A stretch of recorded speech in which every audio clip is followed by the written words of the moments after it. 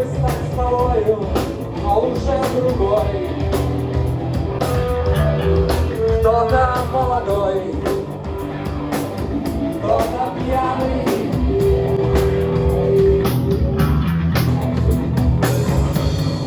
хочет стать рекою, быть темною водой. Вечно молодой,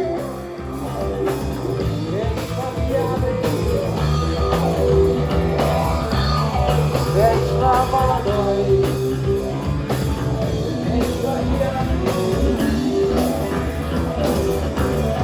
вечно молодой, вечно пьяный, вечно молодой. Вечно пьяный, вечно молодой.